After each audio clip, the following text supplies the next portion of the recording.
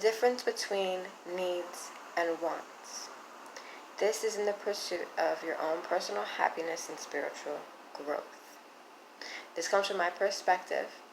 In our current society, first world society that I live in, we are taught to exceed what we need in order to be happy. You have to be content with what you have. You have to be grateful for what you have. Evaluating your needs and wants will help you learn to be grateful, to help you learn to be content. And we all do our luxuries in regards to self-care. And if you work hard for something, that's something you truly wanted and it makes you genuinely happy. I understand that. But we're talking in regards to learning to be content with oneself. Do we need several of the same object? Do we need to live outside of our means? Do we need to have several cars? Do we need to have a multi-bedroom house and be a family of 3 or 4?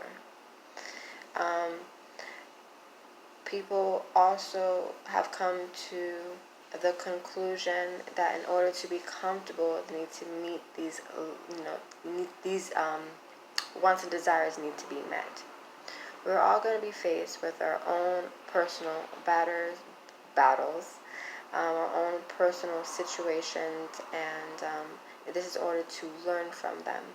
So if you are in a constant state of, well, I'm an empath, I'm introverted, I live by myself, you might be confronted with a dilemma where you might have to live with several people in order to learn how to control your own personal energy, how to control how you feel about the situation, learning to master your frequency, and that will push you outside of your comfort zone. Your needs might still be met: housing, water, food, clothing, but you might be presented with this opportunity to learn in order to spiritually grow.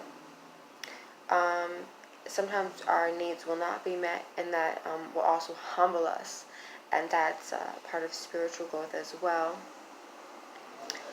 Sometimes we will work really hard for it, saving up for that car, and within a week or so the car is totaled. And you're like, why did that happen? Maybe because it was a want, not a need, and you put so much of your happiness into that object. And you have to find contentment within yourself. It's just a car. It's just a thing. When evaluating what your wants are compared to what your needs are, it is to be content and grateful that you have the things that you need. Happiness comes from that. I am so grateful that I woke up today, that I have my health today, that I have, good food, and I have water, and I have all these things that some people don't have. Be grateful for your blessings. Evaluate what your needs are and what your wants are. And it's okay to want things, but why do you want them? What is it feeding? Is it feeding your ego? Is it feeding gluttony? Were you envious of someone else, so you wanted the same thing? Be happy with what you have. Be grateful. Just evaluate yourself and really take a step back and look at yourself and see where your happiness comes from. We should all desire to be happy.